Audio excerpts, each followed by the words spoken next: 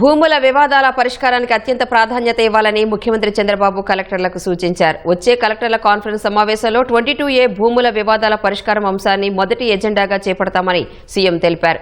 కొందరు ప్రొఫెషనల్స్ కావాలనే ఈ భూ వివాదాలు సృష్టించే ప్రయత్నం చేస్తున్నారని, అవసరమైతే వారిపై పీడీ యాక్ట్ పెట్టి కఠినంగా వ్యవహరించాలని ఆదేశించారు. రిజిస్ట్రేషన్ చేసుకున్న డాక్యుమెంట్స్ ను కూడా నేరుగా యజమానులకు చేర్చేలా చర్యలు చేపట్టాలన్నారు. ల్యాండ్ కావాలని అడగడం, అడ్డం పడితే 22A కింద పెట్టేయడం, వాళ్ళు ఎన్క్రోచ్ చేసినట్టు చాలా ల్యాండ్స్ మరి గందరగోళం అయిపోయినాయి. మేము ఎక్కడికి పోయినా 22A చూపించి కొంతమంది వాళ్ళకి తెలియదు, అమ్మాలని పోయినప్పుడు నేను 22A కింద ఉందనే కొందికి వాళ్ళు ఇంకా అందరి తిరిగే పరిస్థితికి వచ్చారు. నేను అదే చూస్తున్నా. Maximum disputes, public grievances land నుంచే వస్తున్నాయి. ఇక్కడ నేను కానీ,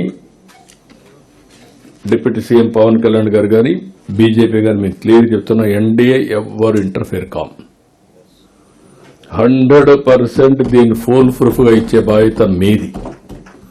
వేరే పొలిటికల్ పార్టీస్ ఇంటర్ఫేర్ అయినా, లేకపోతే కొంతమంది ప్రొఫెషనల్ లిటిగెంట్స్ ఇంటర్ఫేర్ అయినా చాలా ఫర్మ్గా డీల్ చేస్తాం. అవసరమైతే పీడీ యాక్ట్ పెట్టి లోపలేస్తాం తప్ప ఎవరిని ఇంటర్ఫీర్ కానీయం. That is very clear.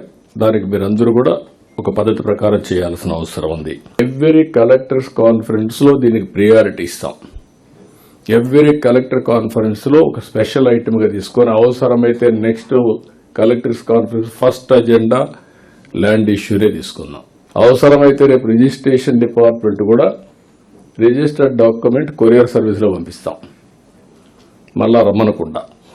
By January end all position certificates అన్ని ఎవరైతే ఇల్లుందో వాళ్ళకి ఇచ్చే బాధ్యత మంది.